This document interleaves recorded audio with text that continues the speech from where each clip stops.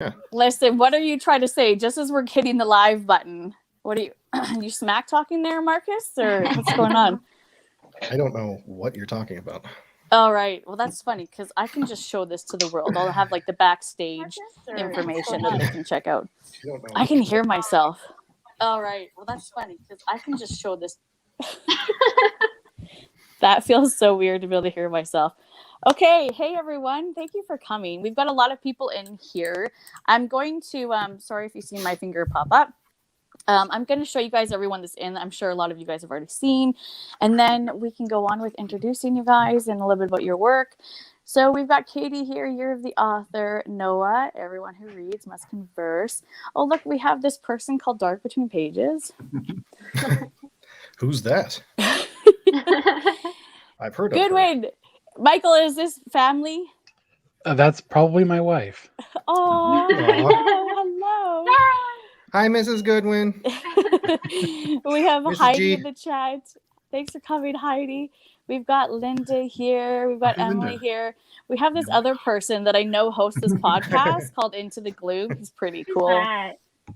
He's all right. He's good. We have David here. We've got Shauna here.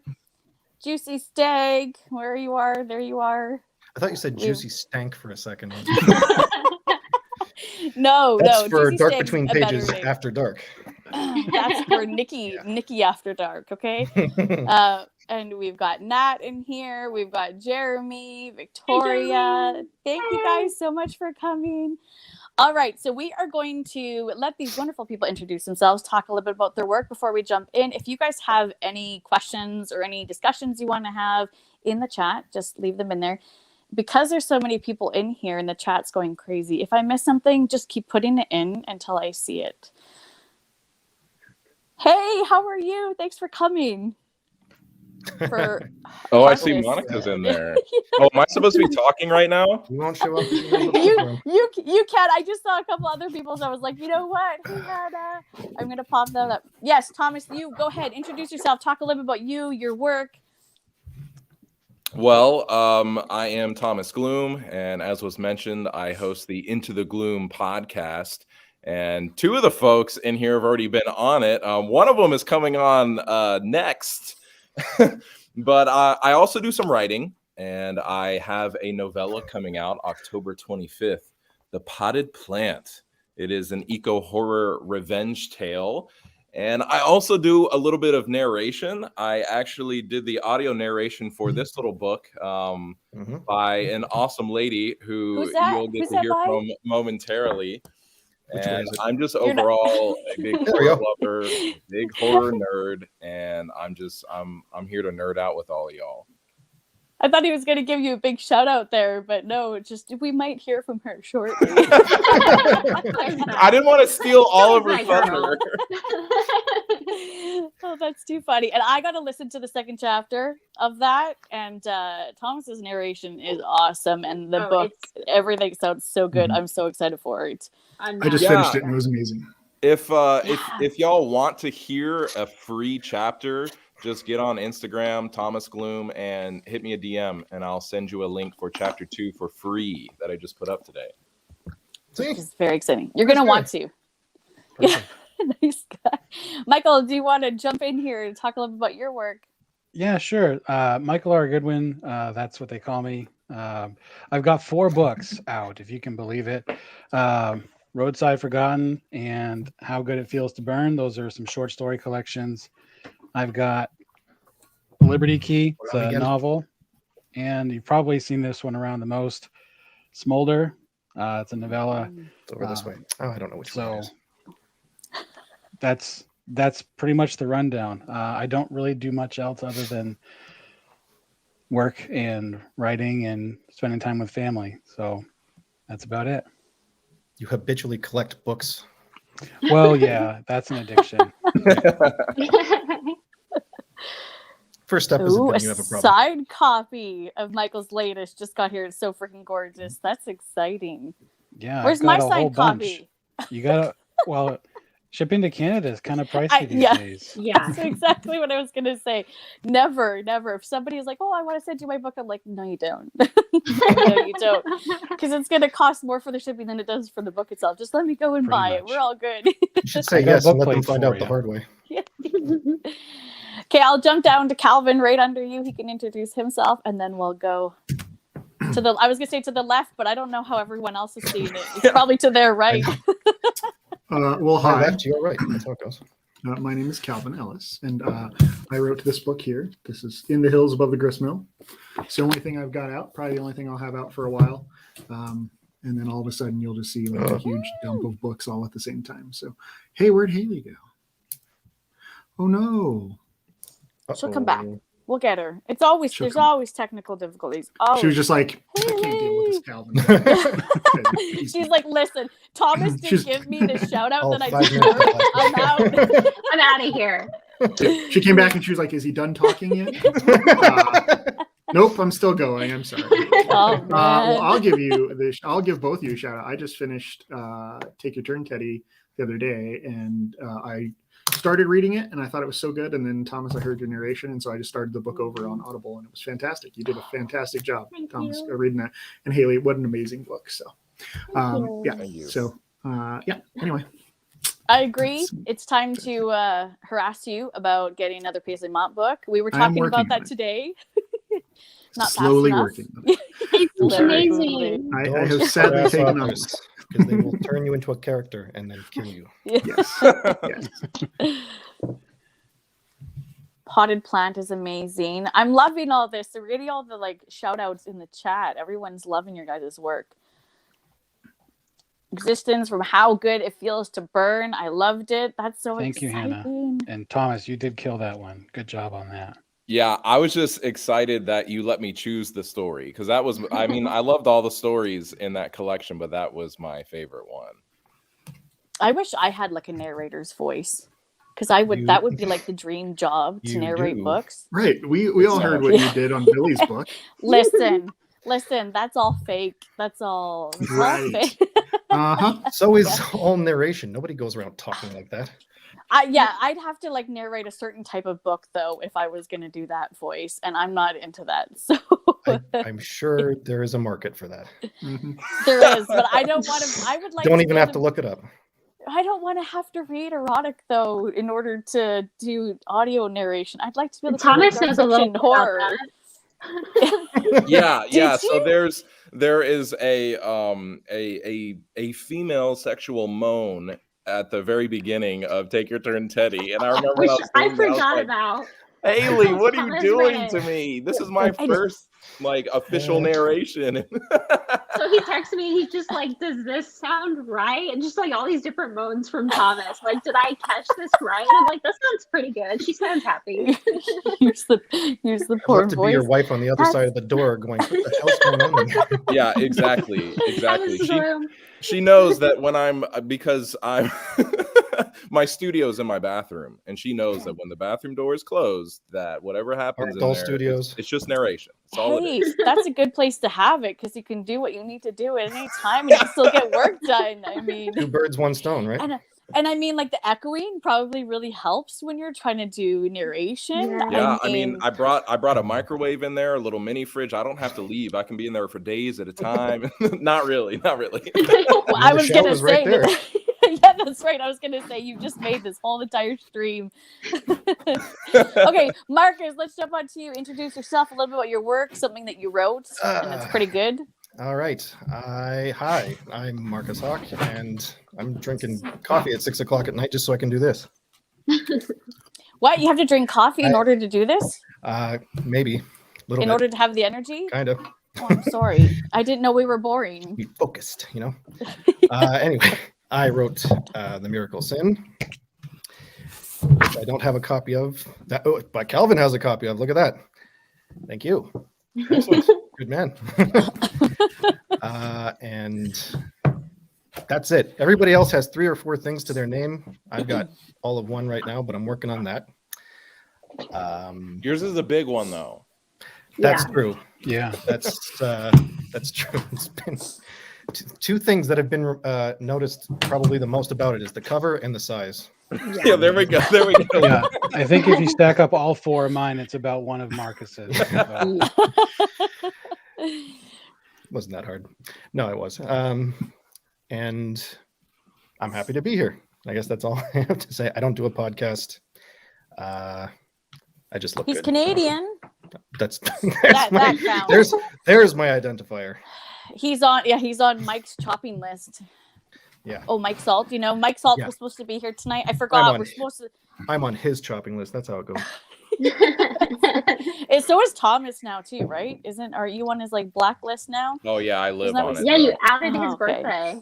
Yeah, he didn't tell anybody it was his birthday, so I outed him in a group of horror authors, and I mean, yeah, he deserved it. You can't hide that stuff from friends, Mike. Whenever you watch this, you can't hide that We're kind of stuff coming from for you, friends.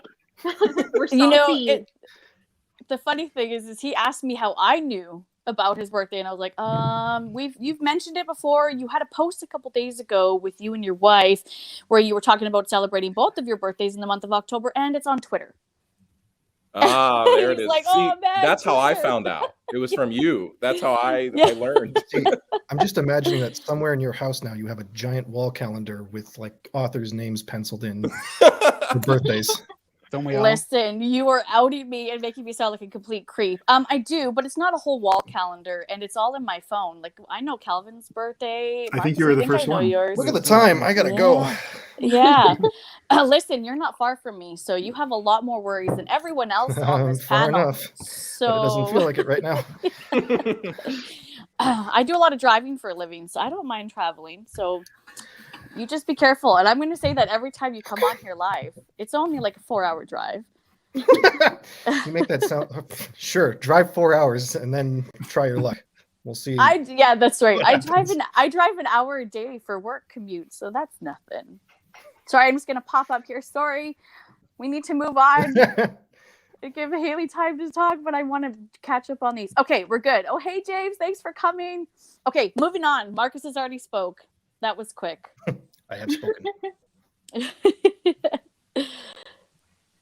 Oh, She is was it my quiet. turn? Yes. I just took a pause to look at everybody else. Okay, technical difficulties, and I spaced out. Okay, so my name is Haley. I am the author of Take Your Turn, Teddy. It's my most recent publication, audiobook narrated by the incredible Thomas Gloom. Definitely check that out. one's He easy. did so many voices we didn't even plan on, like a clown, a moaning 20-something-year-old woman, just And you did it too. we described an FBI agent as like an elf, and he texted me and he's like, Haley, what the hell? But he crushed it. I'm also the author of a YA horror novel called Not Another Sarah Halls. I am currently writing my third novel called The Nowhere Man, and for my day job, I teach creative writing at the collegiate level. So, and I love everything Vincent Price. If you follow me, you know I love Vincent Price. I think that was like the first thing I ever knew about you. Probably was like, wow, she really likes Vincent Price. Yes, my Yeah. love is Yeah. permanent. I'm wearing long sleeves, but he's tattooed on my shoulder, so permanent love for Vincent Price. Oh, that's nice. I like that you told us what you did for your day job, because I didn't know that about you, and that's really exciting that you teach that. Thank you. After 5 years of answering the phone for a car dealership, I get to teach creative writing now.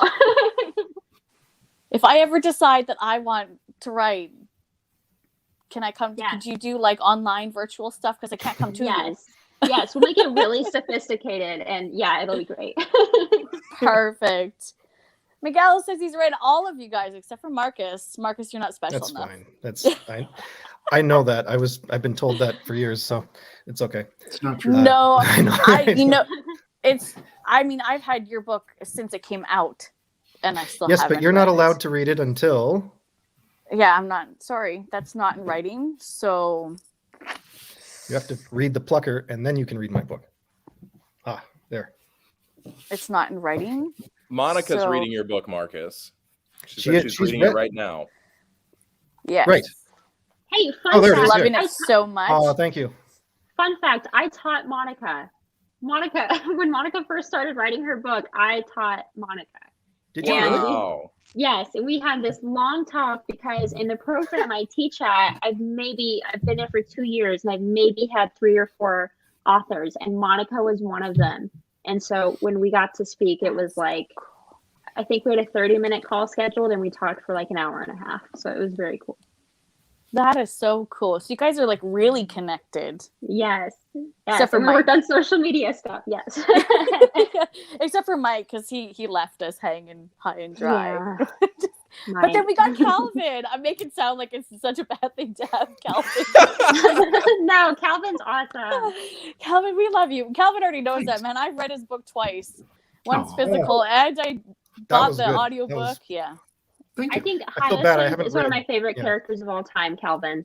Thank you. Mine Hyacinth is too. one of my favorite characters. Fantastic. I do love her a lot. Me too. Courtney, I just want to kick and Everybody dig him does. into a grave. Yeah. Hyacinth Okay. became like my woman crush, like Elvira. I wanted to. Yeah, I'm like, where's Hyacinth? That's a pretty big compliment. Thank you. Yeah, of course. So it looks like Juicy is digging your hat. Come to me again. Hold on. Yes. Sorry. I'm I like, popped yeah, it up there and Calvin's red run hat. I'm like, yeah, Calvin. Oh, I wasn't. You know what? I wasn't even looking at.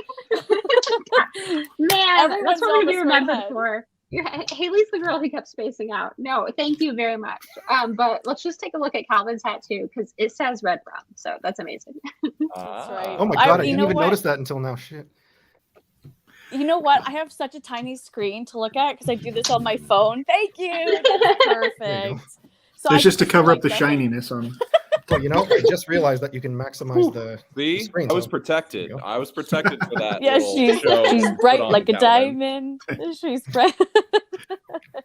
Okay, we've got somebody in the chat here or somebody in the panel that's quite quiet. So let's get questions going because Michael's just kind of like, I'm going to hide here in the background. That's pretty much my default.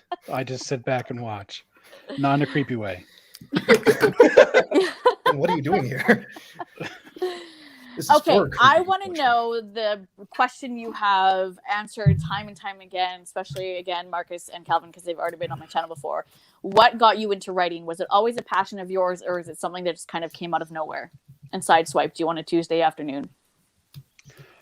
For me, it was something that I did when I was in like 7th or 8th grade. It was just a creative outlet, and I put it to the side for a while. And back in like 2008, I started writing a blog.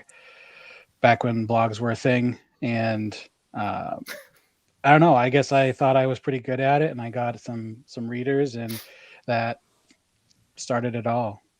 So I didn't really get serious about writing books or anything resembling a book until more recently. But it's definitely a passion and something I hope to do professionally someday. Well, Don't let's we all? make this Yourself short, happen. sir. This is You why sell we yourself have short. these live shows. Marcus, stop talking. You are cutting me off. He's encouraging him. You know, it's funny. We're the two Canadians in the panel, but yet we always end up bickering at each other whenever he's around. Let's do this. Let's make it happen. That's why we have these live shows, is to get names out there and to get more people hopefully reading your work. And I mean, I'm just a small little corner of the internet, but I will do anything in my humanly crazy Canadian power to try to promote and help authors any which way. So if you haven't read Michael Thomas's, Haley, Marcus's, or Calvin's work, you are only hurting yourself. So make sure you go and check it out, pick up some of their work, because you don't want to hurt yourself any longer. Yeah, That's why hurt right. yourself? Yeah, there's a lot of talent in this little group we've got here. You guys, I was telling Calvin that this is like my favorite part of the community, is getting to make friendships. And I was saying that, it's really cool to know that I get to know you guys just as you're getting your feet, in the water, and before you guys really go big. And then I can turn around and say, I knew that person. I had them on my channel. I've got proof, which is really exciting. And then I get to watch you guys grow and blossom. That's such a girly word, but Yeah. I love it. It's funny. We were all Thomas is, thinking like, it. You just did it. Thomas is real right now. Blossom. Blossom into these and then it just, I just get to shine and just watch you guys and get excited for you. So I do have a question that's popped into the chat. So I'm going to stop talking and let everyone else answer that question so I can pop it up. Writing, passion, always want to do it, or sideswipe you on a Tuesday afternoon? Marcus, you want to go next? I'll just poke you. Sure. Are we Yeah, all answering okay. the same question? Yeah. We're all I thought that was staring at just- each other. I thought that was specifically for Michael. No, for everyone. Everybody's spaced out. Yeah. Yay! We're like deer in headlights. I love Yes. So me next? Okay. Marcus. I started writing actually, I guess in high school. I did really well in creative writing, and I didn't actually start trying my hand at it for real until probably about 2007 or 8. I started writing short stories and sending them in. Fast forward to almost 10 years later, I got a short story published. So that's, a good lesson for everybody. It might take time, but just keep at it. And then another 4 years after that, I put out my book, and I guess the rest is history. I don't know. Is it history? Sure. Why not? Let's say that it is. Sorry. Ballinger. Hey, One of my favorite books. That's awesome. Thank you. Right on. Thanks, In the Hills Hannah. Above the You're such a Gristmill. sweetheart. It's fantastic. Fantastic. You made a fine choice. characters. Yeah, Thank sorry, you. Marcus. You're gonna love it. Kind of cut No, you not off at all. there. That's it. We're gonna ring the bell. You guys prepare to have a woman crush on Hyacinth. It's our era's Elvira. Are you kidding me? I need to go color my hair. I need to have I had a crush on full Scout. plastic surgery Or here. what was the dog's name? Sorry, I forgot the dog's name. Pilot Pilot. Scout. Pilot. or Torrance. There's two. There's two. I was There's some gonna kind say, of profession. Oddly Never- enough, Marcus, the dog's name was Scout before it was Pilot. Hey, there you go. I think maybe that's. I think you we told me talked that. Yeah. That's probably why. Maybe I just liked that better than Pilot. I was gonna go with Scout, but I was gonna name my youngest daughter Scout too, and so I didn't get to because my ex-wife was a horrible person. But Well, I didn't want to name the dog after what she thought her name was going to be, so I changed it. Is Scout from Solid. To Kill a Yeah. Mockingbird? Yeah. Fun fact: a police officer in one of my books is named Officer Finch, and she is based on what I imagine Scout to be as an adult. I heard you say that on the podcast Into the Gloom, Yes. and I had just finished the book when I got that, and I was just like, of course that's where it came from. It's awesome, and Thomas totally captured it brilliantly. Totally. Yeah, That's that's my wife's favorite movie. Is the Nice. adaptation of Oh. To Kill a One with Gregory Mockingbird. So Peck. good. So good. Yes. Marcus, did I let you finish, or did I completely cut you? I think that was it. I mean, you've heard this story from me before. So Yeah, it's all Marcus, history. you were great. I was born. I was in high school. Here I am. There we go. And now look what you're doing now. Look what you've got out in the world, and look what people are reading Give and me, reviewing. a half a year. I can make that into a decent story. But for now, that's all. That's all there is. Leave it to my twin Here. sister to interrupt. Leave it to my twin That's sister. fine. Yeah. That's perfectly okay. If it were my twin sister, I'd be worried because I don't have one. So Michael's so quiet. I want to just own in his calm nature and learn He's how to do just it for soaking all the myself. wisdom into his beard. It's just soaking it all in. Pretty much. Yeah, Well, I that's where can't his talk too power much. is. I can't talk too much because my wife says my voice puts everyone to sleep. So I mean, it's a I- very calming No, voice. it's a very but- calm, soothing voice. So yeah, that's why I don't lead meetings at work because no one pays attention.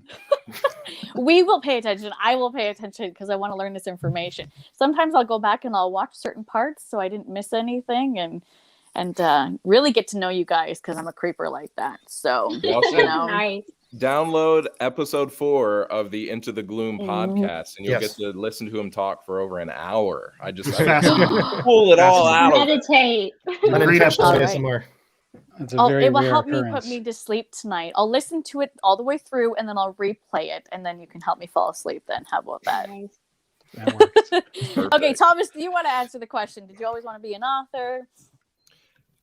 So I I started writing, at a pretty young age. I was probably 9, I was in 3rd grade, and it was after reading Goosebumps.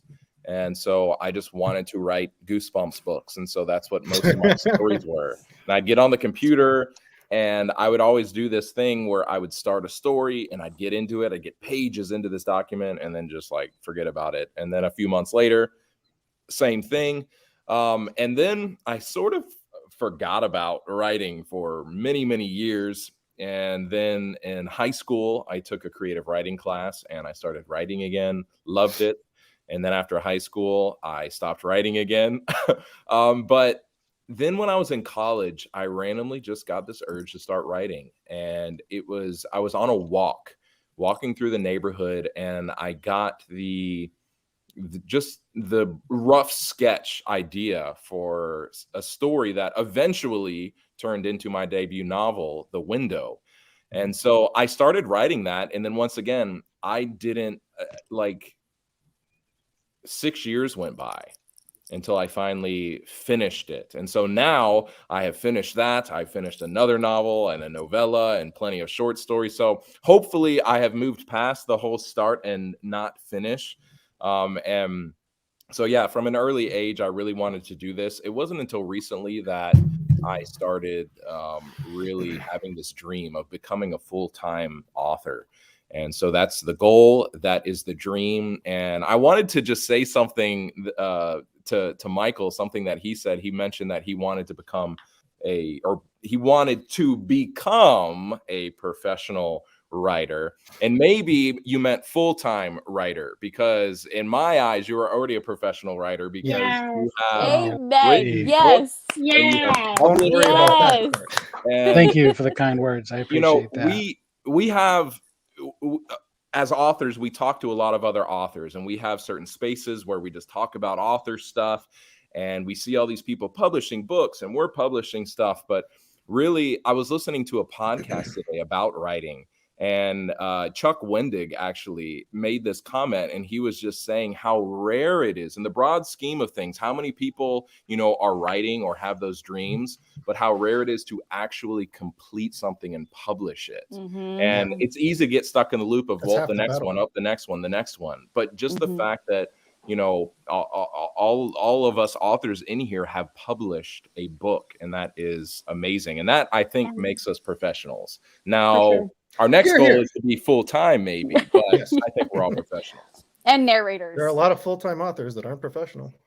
That's true. It's true. That's true. Take that down. No, there's nothing left in there. Write it down. Okay, who wants to answer next? Or should I just poke? Haley, do you want to go next? did you Calvin, do? do you I'll want to go go next. next? Yeah. Okay. Yeah. Sorry, Calvin. It's okay if I go That's next. okay. Yeah, Okay. absolutely. Okay. Calvin's like, I I already wanna answered do this. Yeah. Okay. So the question was, did I always want to be an author, right? Is that the question? Mm-hmm. Okay. So for those of you who read Take Your Turn, Teddy, there's like super creepy farm in Indiana, and that's actually based on a farm I grew up in. And it's in Indiana, and we had some really wild, just gnarly storms growing up. And my identical twin sister, Hannah, shout out to Hannah, she was terrified of these storms to the point where, we go in the basement and she would just feel sick to her stomach. And so I started writing stories, and I'd keep them in the basement in a little binder. And I was like, this was the time we were like 7 to 12 years old. And I would just have these little stories, and it was so hard to keep them from her. But then whenever there was a storm and we had to, hunker down and get into the storm cellar, I would read these stories to my sister. And so that was kind of the start of it all for me. And really, after reading like Lemony Snicket's Serious Unfortunate Events, I kind of got this idea that maybe I could do that. I studied medicine for a while. That's what I went into college for. Failed miserably. Everybody laughs because I'm a horror writer, but you put me in like a medical situation and I pass out every time. So I failed miserably. My sister excelled, and I was just like, and I didn't know what to do. And my sister said, and that was hard, being a twin. That was the first time where we really realized, wow, this is something you're good at and I'm not. And so I had to take a step back. And my sister said, you're a good writer. And I was like, what? I am? And she's like, yeah, you wrote all the time growing up. So I took a little, whim and I wrote a short story to try to get into a creative writing college program that I couldn't afford. And I ended up winning the scholarship. And 6 years later, I have my master's and I'm writing books. So it all started with telling stories and failing miserably at trying to study medicine. So sometimes failures are little, here you go. So you got it. You found your That's true. path. Yeah, I love No, that. that's really That's true. exciting. Thank you. There he goes, talking over me again. Just kidding. I'm just kidding, Marcus. That was me. That was 100% me talking over you. Kalvin, do you want to answer this question again for I think the third or fourth time on my channel? I'm no sorry. problem. I won't go into the Ramho story again. They can watch your thing there if they want to see that. I fell in love with horror specifically, and I fell in love with horror first and then writing. But I always thought I'd be I never thought I was smart enough to write an actual book because I have a 5th grade education, so and not a good 5th grade education. So I was born homeless, and things were not good, and I experienced death when I was very young. And so when I was 4, after my brother drowned in front of me, my older brother thought it'd be funny to lock me in a room and watch Children of the Corn. And so he came back a couple hours later thinking it was going to be hilarious. And I asked him if I could watch it again. And so because I realized that I had experienced these real horrors, and what was better than real horrors were horrors that I could control. And so I kind of became obsessed with movies and horror, and life got way worse and much more horrible. And the more that happened, the more I ingrained myself in movies and horror. And my parents ended up owning a video store. And so I would spend all of my time in the video store watching whatever movies I could find, but horror was usually my favorite. And next door to the video store was a bookstore. And so I'd go over and read horror books when I was a kid. So I just always wanted to be a storyteller, and movies were my first passion because I thought that that's what I was capable of writing. And it's still my passion. I still plan on doing that. That's where it all came from. As I just decided I would start to control the narrative of my life, which is why I have Fade In tattooed on my arm. It's the first 2 words in every screenplay, so that every morning when I'm brushing my teeth, I'm reminded that I get to decide what today looks like. So, and it reminds me to continue to write and work towards my film career. So, I love that story. I feel awful though because I'm sitting here and I'm smiling. And I'm nodding my head the whole time you're talking, and it's it's a sad story, but I'm just in my mind. I'm thinking, look at you now, look where you are now. It's only sad if something good didn't come from it, and I feel like a lot of good things came from the trauma that I have. So, and if I can really quickly, when I reviewed In the Hills Above the Gristmill, one thing I said was Kalvin is a master at character building. I have never forgotten a single of his characters. They were beautiful. They were dynamic. Yeah. And I came out falling in love with one of them. And so all of that, I think, made you just a really empathetic and strong writer. Oh, thank you. I appreciate that. Absolutely. Even if you want to, I'm going to blush. My ears are going to turn red. So I'm going to quickly catch up on the comments because, you guys, we have 32 people in here and they are kicking in comments here like crazy. So I'm going to see if we can catch up. And then I want to pop up to see if I can go back to Juicy's question. You're probably going to see my finger jumping around. I am sorry. Here, we'll do it too, so you can. Yeah, like E.T. Red rum. Okay, starting with Mr. Morningstar. Thank you for coming by. Michael is silently trying to explode your heads like the characters with scanners. Thank you for Cannot coming. confirm nor deny. Yeah. Nat says her brain is already gone. Thomas, when you're talking about Goosebumps, we've got Juicy as well as a few other people, Katie here, that were agreeing. Yeah, Goosebumps when they were growing up. Fit to be read. I could see Michael's voice matching perfectly to certain audiobooks. I agree. Is it How to Cure Insomnia? Curious. No book, just the title. There you go. Oh, there you go. All-star team of authors. I couldn't agree more. Miguel. Oh, that's another question. Hold on. We got to hold on to that one for a second. Okay. And I think we've got some more questions coming in here. So, we've got Kelly that's popped in here. Thank you for coming. Thank you. And, wait. I saw that we had Chad Lutsky in the house as well. Hey Chad. Thanks for coming. Yes, I agree. Okay, so I'm going to pop back up here Thank you. to I'm not going to pop it on the screen because then I'd have to find it. But Juicy Stag was wondering where you guys get your ideas from. Thomas, do you want to just start with you and we'll just kind of go down the line again? Yeah, my ideas come from everywhere. You know, anybody that has dreams of writing, whenever you have that idea, whether you're in the shower, whether you're out on a walk, whether you're in the car, wherever it is, do not ever believe the lie. And it is a lie that, oh, yeah, that's a great idea. I'll remember that later. Don't believe that lie. Write it Keep a down. notepad Either have it on your in a phone. little notebook or put it in your phone. And so for me, like on my laptop, on my phone, I just have notes upon notes upon notes. Some of them are fairly fleshed out story outlines. Some of them are just characters. Some of them are just like scenes or images or objects. But I always put them down. And it gives me the opportunity Sorry. to Interrupting you. Thank you, Heidi. It's for the best reason. The other thing too, that at least for me, putting it down somewhere lets me know I won't forget it, and then I am free to just like let my brain go crazy and just play around with other ideas and whatnot. And so yeah, honestly, my brain is just always going. That's always been a struggle for me. Honestly, writing is helpful because I'm the type of person that, you know, I lay down at night to go to sleep and my brain is just go. And I'm thinking about this, thinking about that. And I didn't think there was a man out there like that. I thought it was just always women that couldn't get past that. No, I've got it bad. Good to You're know. not So wrong. if I'm up at night and I can't sleep, I could be like, listen, here, tell me a story. Just text Thomas. Yeah. Thomas, But I'm writing, gonna fuck you. it helps to sort of like empty my brain.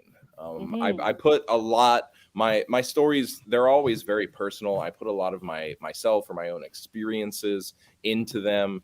And so it's a good way for me to process things as well. One of the short stories that made it into Stories with Horror and Heart Volume 2, it was called Breach. And I started writing that story and I had a few just ideas of where it would go, but I didn't realize that through writing it, I would be processing the deaths of my grandfather and my aunt to cancer, which happened years ago, but I'd never really processed it. And writing through it really helped me to process. And so I sleep better because of that. And so, yeah, you know, I see movies, I see TV shows, I read books, I see interactions, you know, in a store. I see stuff in nature. I mean, my brain is like a sponge and I just pick up ideas from here, from there. And, you know, like I said, I just write it down and at some point it kind of just comes together. Sometimes I'll take 2 or 3 ideas and mash them together and see what happens. So yeah, personally, I talked about this. I think Michael and I talked about it on the podcast, but I don't believe in writer's block. I do believe that sometimes we can maybe get stuck on a story or be paralyzed with indecision, not knowing what direction to go. But I just don't think our brains as a writer, as an artist, our brains are just way too creative leaning to really have a writer's block where it just shuts down. And so I like having those extra ideas that if I get stuck in a story, I can just move on to something else and come back to it later, go for a walk, come back. So yeah, that was a roundabout way of just saying I get my ideas from everywhere and everything. And you know, there's something like just real quick about writing something down that if you don't write it down, you'll forget it. If you write it down and never look at it again, you'll remember. Yeah. Or you can send And it even to if you your don't, twin it's telepathically. Here, Just you send it to hold your this twin for a while. telepathically. She'll Yeah. remember it. You hold this for me. Here, you're at home. Can you write this down for me? It's honestly, I'm getting a text. I think that it's just getting more senses involved. You know, you think it, but then when you write it, you know, you've got your fingers, whether you're typing, whether you're writing, and now your eyes are seeing it, and it'll sink in even more if you share it with someone. You know, you speak that thing. So getting as many senses involved. It does. It helps to solidify it. I like how you Agreed. said that it just like writing gets the thoughts out of your head, which helps you, go to sleep at night because you're not thinking about these things. You've kind of found a way to process through it, even if it just starts even just kind of puking on a page to get things going. That's really neat. Yeah. I have a document that's just called Words on Paper. And that is just if I'm in the middle of like a novel or something and I don't want to start on a new project, I open that up and I'll just type whatever is on my mind, knowing that it may or may not turn into anything. And actually another one of my stories, Vengeance is Mine, which was in volume 2, that was actually something that I initially wrote in words on paper that was just junk, just me messing around, but I was able to craft it and make it into something that I don't know. I like it. That's nice. See, it works. Puke on a page. You never know if you're going to go back and polish it up. Yes. I like that. Were you laughing at me because I say puke on a page? It's just such a vivid image. I mean, It I need a Listen, T-shirt. I want a T-shirt that says a writer. Just on the puke on the page. page. that could be part of your lesson, Listen. Right. Okay. I'm First of gonna all, do that. students- Yeah, they're gonna be like, "What the hell?" Wait, I need credit for that. Yes. Oh, you'll get it. LA. You'll get it. That's right. Can I There's tell you truth, guys though. Yeah. There's Can I truth tell you what it's because- like, giving horror examples to like all kinds of creative writers, and I'm like, just get the bones out, and then you can add the organs and the blood and the flesh, Mhm. and they're like, Yeah, and then I yeah, have yeah. like romance authors, and they're like, Thank you. I mean, the bones and the flesh still work, right? yeah. Yeah, the skin, the soft, supple Yes. skin, Tender is just- the flesh. Nice. Yeah. Something with throbbing true. in there. Yeah. Just start throwing words in there. Throbbing and Thrust. thrust. Yes. Get out of my brain. Sorry. Yeah. Sorry. It must be a That's all Canadian thing. Thrusting. Yeah, great identifier, Canada. Thrusting. Oh man. That's what I think when I think Go about back Canada. Well, then we've done our job. Woo! With the seashells. Okay. Isn't that why it's Oh Canada? Okay. Okay, I You never just- thought of that. Okay, that's it. I am dead. I am dead forever. That. Oh no, I'm never not going to be able to see that. But in all honesty, I need that shirt now that just says "just puke on the page." And I so like it. whenever there's an author that's like, "I'm stuck," I'm just Oh, gonna take a shit. picture of me wearing the T-shirt and be like, "Listen, you can do this. Just puke on the page." That's great. inspirational. Yeah. Absolutely. That's right. Just puke on the page. Just do it. I do it at work all the time. Even if I'll puke on the page and I'll just kind of get my thought process out, and then even if I have to hand it off to my colleague and say, "Can you read through this? Do I have the bones here, or do I need to start from scratch, or can I just go ahead and start polishing it up?" And that's what we always say back and forth: is just puke on the page. Just get your thoughts out. But I'm not a true. writer like you guys. Not one bit. I like to read and feature the talent than try to be the talent. But that's the funny thing is that every one of us, I'm sure, started exactly like we were all readers first. Yeah. Like that, and there's a lot of time I hear people saying, "I can't do that," or "I couldn't do that," or "I don't know if I can this that." You can. There's not one reason. Like if anything, this is proof right here that you can. Yeah. Yeah. So All these don't- weirdos on the Yes. screen here. Yes. All these, Yes. I mean, Stephen King started as a reader. He always says you have to Mhm. read to write. So Yes. Yep. Absolutely. Okay, sorry. Moving on. Michael, do you want to answer the question, where do you get your ideas? And I noticed that when Thomas was answering that there were a little bit that was answering Leah's question here, asking about what's your worst fear and how does writing help you overcome it? Not that you mentioned your worst fear, but you were saying that, it even helped you process, your grandparents passing. If you want to know my worst fear and Brianna Morgan's worst fear, then listen to the Into the Gloom podcast episode that will be dropping tomorrow morning. Nice Because plug. we I talked can't about wait it. for it. Subtle, very Excellent. subtle. I wish I had something to plug too. I'll just plug your podcast. Yeah. You could come and you could subscribe to Dark Between Pages YouTube channel so you never miss these live shows. Because we're gonna have to have another one again so that Mike Salt, who is very salty, can actually be on with us. Before we go any further, I was going to say right here, right at the beginning of the stream, but I always have something that I want to say or make a joke about, and I always forget. It was Mike Salt's birthday yesterday. And I tried to say happy birthday to him in a message, and he didn't answer me. Anyways, so head over to his socials, send him all the love, the belated birthday, drive him nuts because he says nobody's going to remember from a year from now. And I told him, yes, I will, because I have it in my calendar. But yeah, send it over to him. Say happy birthday. I was going to sing happy birthday to him in my awful. He's singing, somewhere minding his but- own business right now with his nose just bleeding, and he doesn't know why. That's right. He thought he got away with it. He's like, Yeah. see, I snuck out of you singing me happy birthday. And he said, oh, no, you didn't. No, it will still come up in the chat. Okay, sorry. Michael, would you like to answer the question, where do you get your ideas from? If you want to take Leah's question and kind of mix it and mash it all together, you can do that as well. Okay. Well, most of my ideas come from just whatever's around. You know, you may have noticed that I'm pretty quiet. I'm observing everything that's going on around me, and I'm always thinking about what's going on around me. And you know, I'm weird. I'll admit that. So you know, my brain will just take a little tangent here or there and run with it. But I get a lot of inspiration from nightmares that I have. You know, dreams that are just so messed up. And, you know, sure, a lot of it comes out when you're writing and the characters tell you what happens next. But the inspiration for Smolder in particular, that was from a dream. There were some surprises that came out of that one, for sure. I'm That's not very gonna say good. it. It's an I know what it audiobook was. to you guys. Yeah, it might be a little too much for Marcus. No, it wasn't too. No, it didn't turn me off at all. Quite the opposite. But Oh, Did it turn you on, Marcus? a little. Listen, here. I need to know exactly the point. Okay, Well, so I if you can get hold to it the- against you. I'm If not you going get to to the- spoil it for anyone.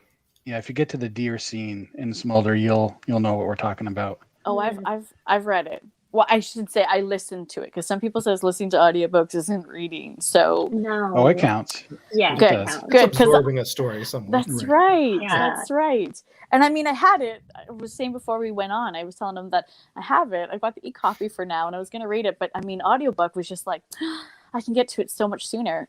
See, that's why all of you guys have to have audiobooks. I know Haley does because Thomas. Yeah. I'd like to actually. That's something I want to do in the Yeah. next year or so. It's expensive though, and it's hard to That's do the problem. something like that. Yeah, Yeah. yeah. That's why I wish I had a narrator's voice. This is where we have to poke Thomas and say, Yes. listen, you have to do it for cheap for people so that more people can get, more indie can get their stuff out there. I mean, even, just, for the blind. We've got a blind YouTuber on our in our group, in our community on YouTube, and I adore him. And it's hard for him to be able to consume certain things because he just, not, especially when it comes to indie, because you can't necessarily find it on audiobook, right? I'll So, send I him a mean- copy of mine if he wants it. Yeah, no, I'll let him know for sure. Absolutely. That's a good idea. So it's nice to see that more indie and small press is coming out in audiobook. And I mean, in the end, it helps you guys because it gives audiobooks are highly Sure. consumed now because people are so busy to actually sit down and read, right? So it's nice to see. So Thomas, you have to do it for cheap for people. so they Yeah, can afford I- it.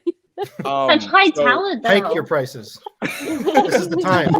Premium. We do have we've got this group on IG full of a handful of indie horror authors, which is it's hilarious because our goal is to take over the world, and 5 of us are here now, and there was a 6th guy who couldn't make it. I'm leader. Fearless leader. Anyways, I offered that group. I just said, hey, I'm going to, as I move forward in narration, I'm going to be charging an hourly, a per finished hour. But for you guys, we can do a royalty share split. That's what Haley and I did. I'm actually starting the narration for Those You Killed this month.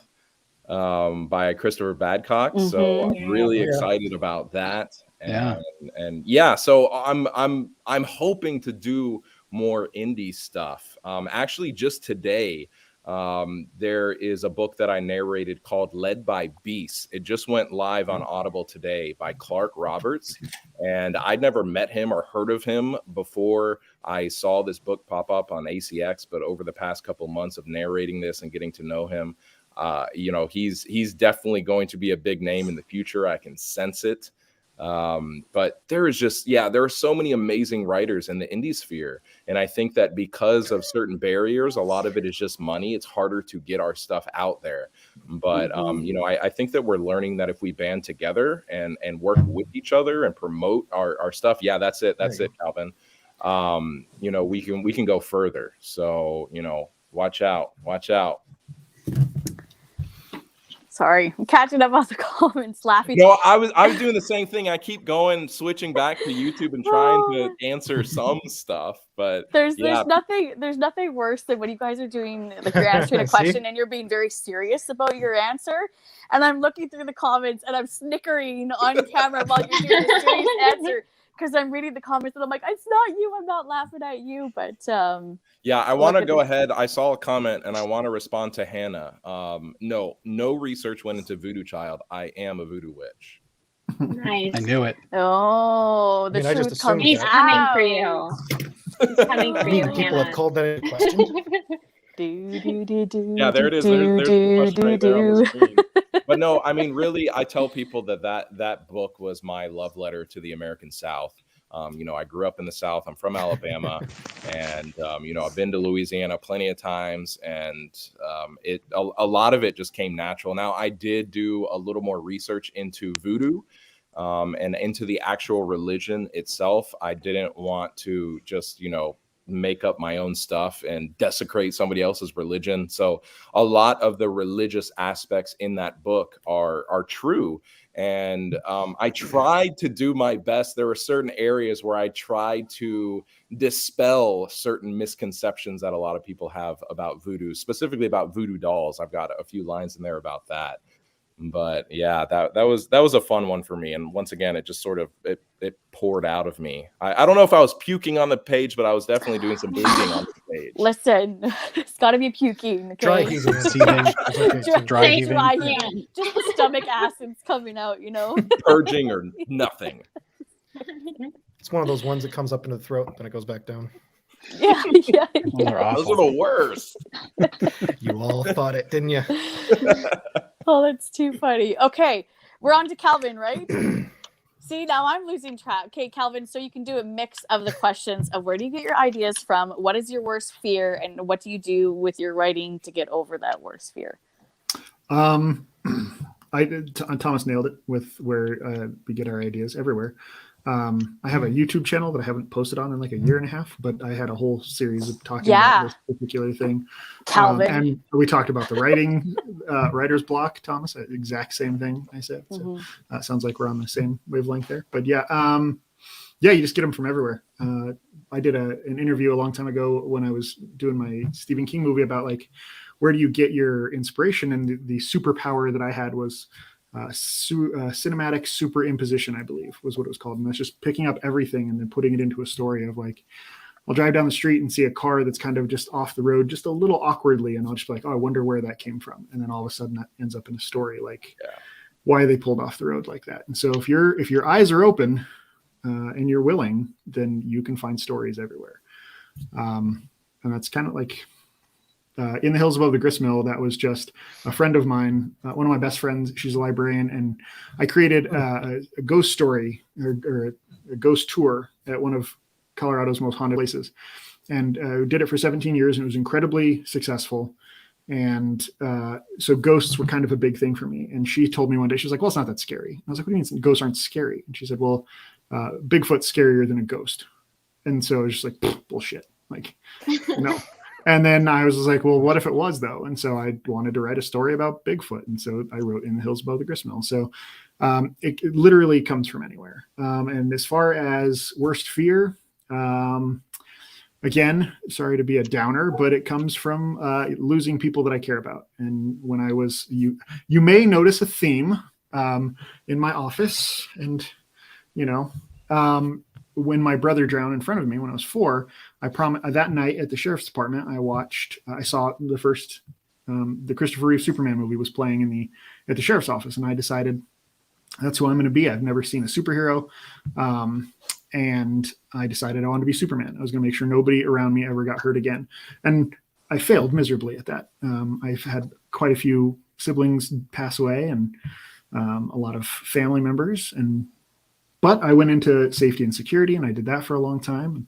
I've done a pretty good job taking care of people since. So my biggest fear is letting down the people around me. And so writing definitely helps with that because I can write stories.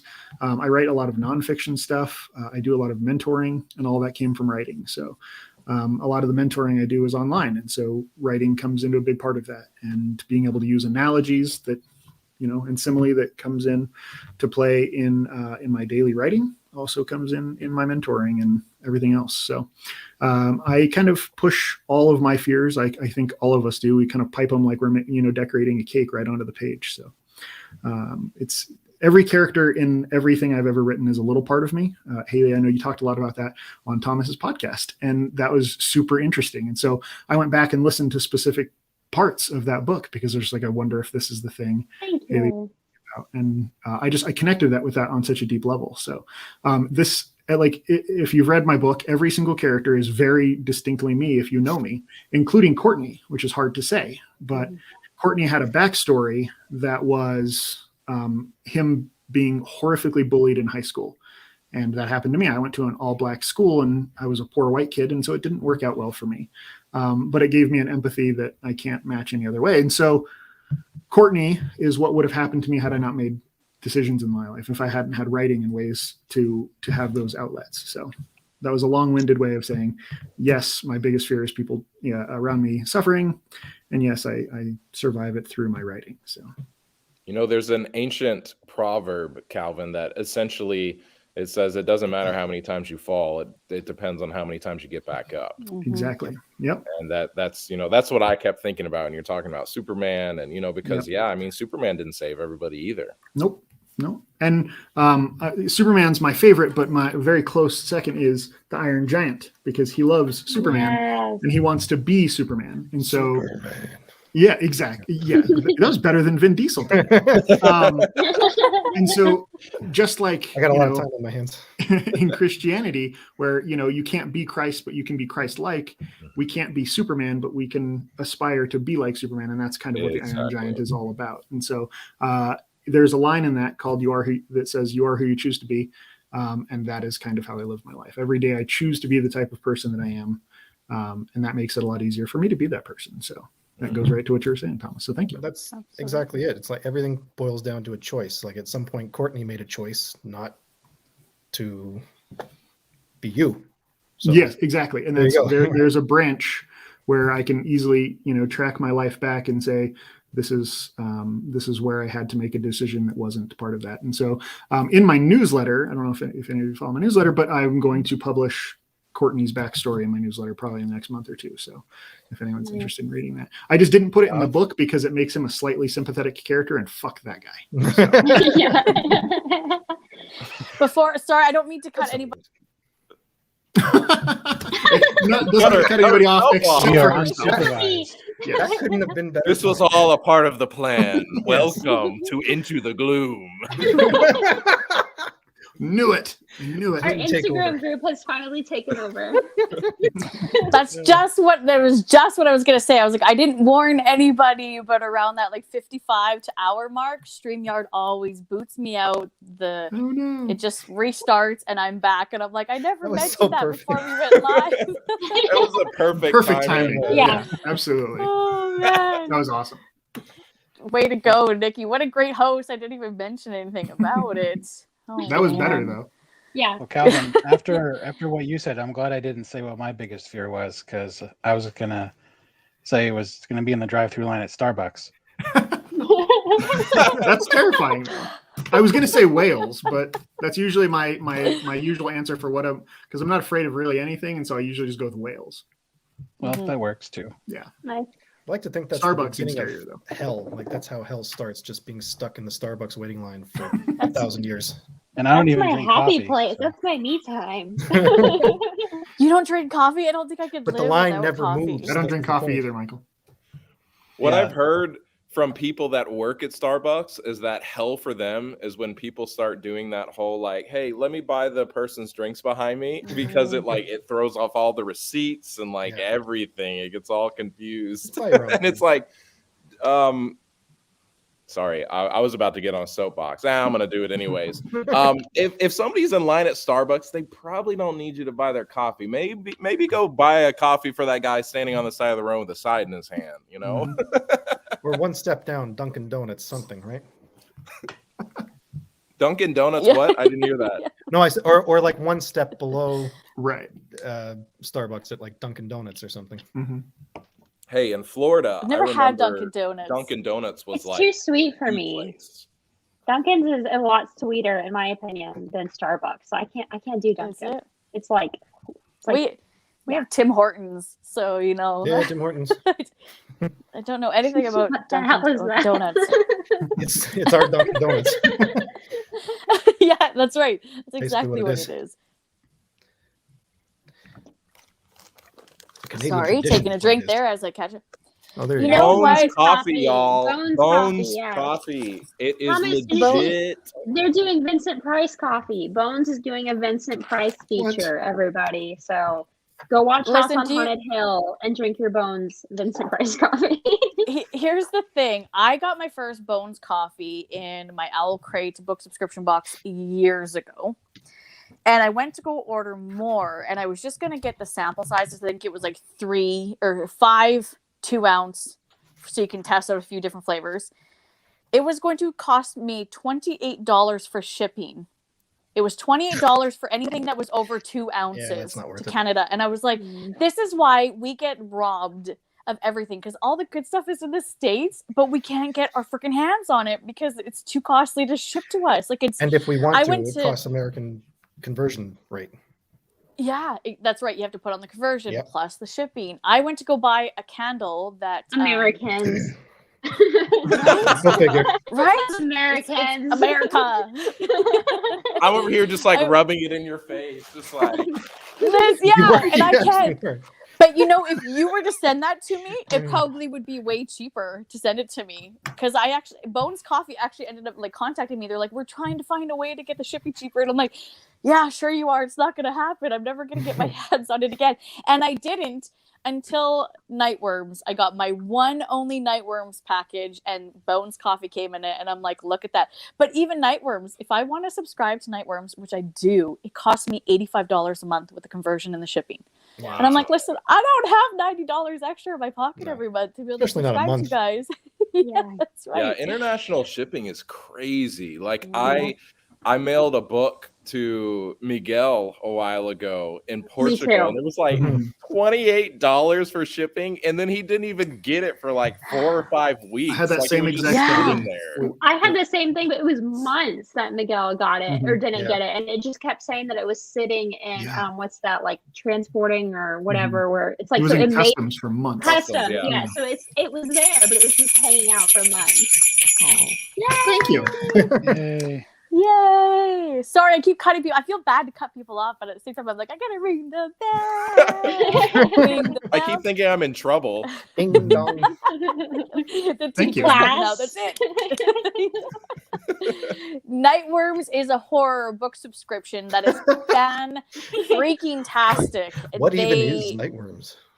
Nightworms, yeah, Oh. it's a book subscription box that you can get monthly. They are fantastic. Oh my goodness. They feature a lot of indie, small press, fantastic stuff. They've got amazing items in there. The gals, Ashley and Sadie, they are so awesome. So I'm sad that I can't subscribe and afford to get it monthly. Listen, if anyone wants to like sponsor me for $90 a month, so I can get it. I mean, I wouldn't be against it. No, I'm just kidding. You don't see that anyways, infomercial too often. coffee, $90 a Dunkin' month, you can Donuts. sponsor this Canadian book out. For the price Oh, of one good. Starbucks. Yeah. That's about right, actually. Exactly. Hey, that's not too bad, $5-6 a day. That sounds good when you say it that way compared to just saying And it $90 makes a me month. so happy. That's what I always say. I deserve this coffee. I deserve this $6 coffee. The closest Starbucks that I live to is an hour and a half away. So when I go to the city, I always get a Starbucks. And sometimes I'm Yes. coming home with 2. And then my boys are looking at me. They're like, "Why are you holding 2 coffees, Mom?" I'm like, "Listen, I couldn't decide which one to get, so I had to get both because it could be another month before I get it." That sounds. Listen, do you yeah, want an early sounds familiar. bedtime tonight? Stop asking questions. Yeah, that's right. I don't have to answer. I'm the mother here.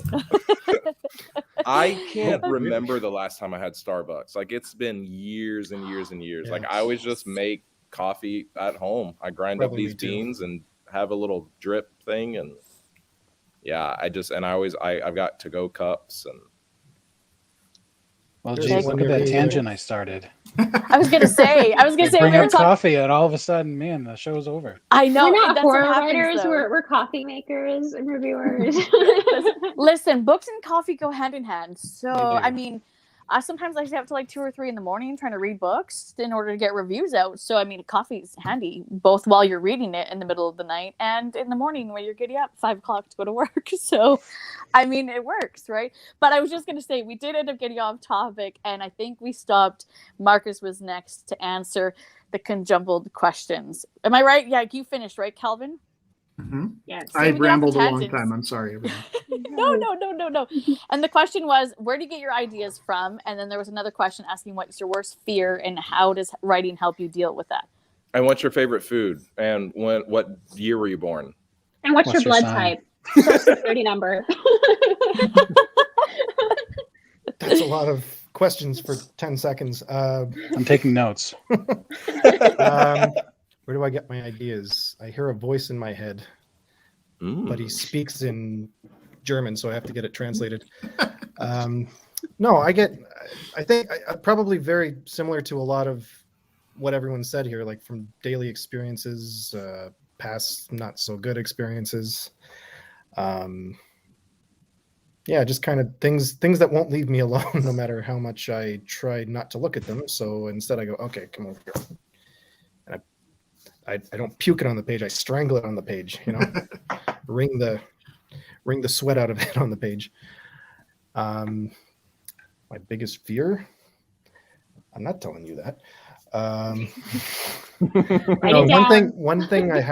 One thing I'm not crazy about is open water. So like lakes, oceans, things like, it's called thalassophobia. Yeah, that's why I say whales. Yeah. It's easier than Yes. saying open water. The fact that there is Got something that. giant in the ocean means I'm not going in there. Mhm. Yeah. Pretty much. Yeah. So there's that. Yet somehow I haven't written anything with that in it.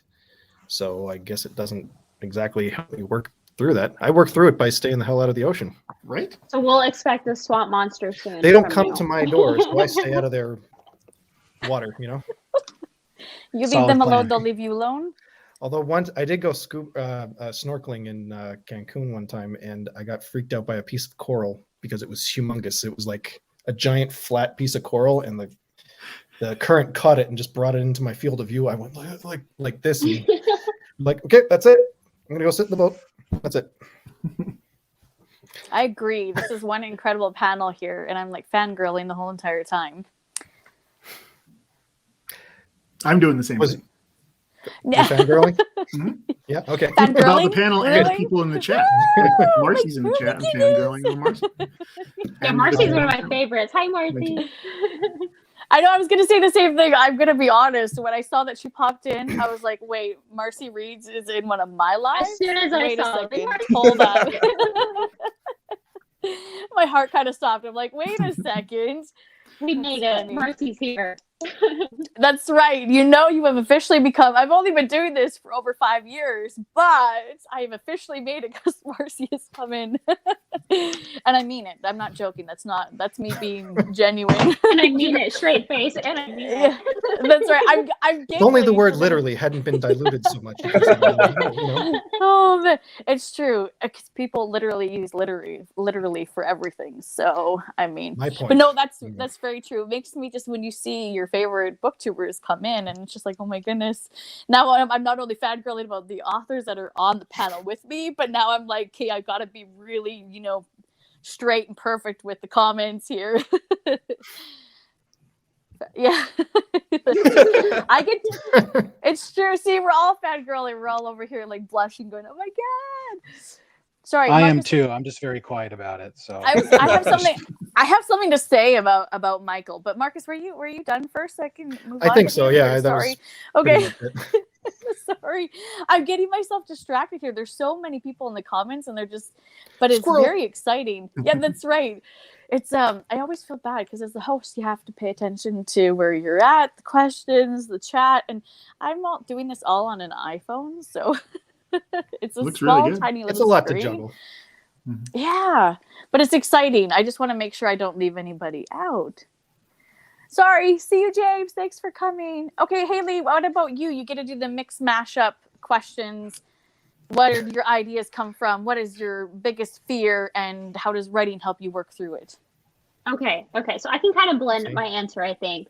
So when I write my books, I've had this really weird realization, and it didn't click for me until after I wrote the first couple chapters of Take Your Turn, Teddy. And I'm going to get heavy for a second, but it's my turn, so. Yeah, Yes, please do. So in Take Your Turn, Teddy, that was heavily based on my childhood. And it was something that I hadn't faced in such a long time. And we kind of do this thing to ourselves where we go through abusive situations, or we go through things as children that is heavy. It's tough, and it messes with our transformation and our trust and things like that. But the worst thing that we do to ourselves is we tell ourselves that that's normal. And so it wasn't until I wrote an abusive chapter and my editor commented, and he said, my editor Clayton, shout out to Clayton. Clayton said, "You couldn't have made this up. This was so raw and heavy. It was too real." And he said, "And for that, I'm sorry." And I have to tell you guys that, people always say, write what you know. But when I was writing Take Your Turn, Teddy, and Not Another Sarah Halls, it was like another part of me was writing, because I would write something and say, oh, where the hell did that come from? And it wasn't until he said that it was like all of it fell on me. I was like, oh my God, he's right. Like I have been writing what I know. I just thought, I'm so creative, and I just have all these ideas. And it turns out that I was running from myself. That was my biggest fear, was I don't want to open that door, and I don't want to look at younger Haley. And Take Your Turn, Teddy, and Not Another Sarah Halls made me do that. And it was the wildest thing, because like I said, I never thought I would open that door, and it just fit for Teddy. It really did. And Teddy scared me. I wrote about this character who's this very, very sweet boy. He loves baseball, and he loves music, which I love so much. And growing up in a very abusive environment, just like constant loud noises, music is what saved me. And I had a Cream Crossley record player. I still have one to this day, which Teddy also has. And my grandfather would kind of save me here and there, and he would take me to the record store and let me pick out a record. And 9 out of 10 times it was the Beatles. And I think the reason I love them so much was because they're masters at telling stories in their songs. They're all very I'm sitting in an abusive house, and I'm terrified, but I'm listening, and I hear a song about tangerine trees and marmalade skies, and I'm thinking, like, I'm gonna get out of here, and music gave that to me. And so I gave that to Teddy, and it was hard to watch him lose that for a little bit. In the book, you see him start to trust this darkness, which I personified into the shadow. He starts to trust that he's alone, that he's never going to get out of this abusive life, and that no one can truly love him. And that was what I started to trust for the longest time in my life. And I think that scared me more than anything else, was latching on to that person. So I had to create other versions of me and different characters and say, no, like, that character made it out. No, that character sees the good. And so that's kind of how I got away from what scares me most. And Vincent Price movies. It sounds so good. It does though. And when I talk to horror authors, dark fiction, you hear a lot of that they've had like a really hard upbringing, a bad background. And it's almost like writing helps, give them that outlet to be able to lift things off their shoulders. Do you think do you think this is why there are, the horror authors? Do you think, your past is really what, pulls you to horror? Yeah. For me, and when I wrote, if I can jump in, when I wrote my first book, Not Another Sarah Halls, in my introduction, I basically wrote an ode to Pennywise. And I realized I loved Pennywise so much, but it wasn't just because he was scary as hell. But I realized the reason I loved him was because I was so empowered by him, which sounds so weird because poor little Georgie, everybody's like, he rips Georgie's arm off.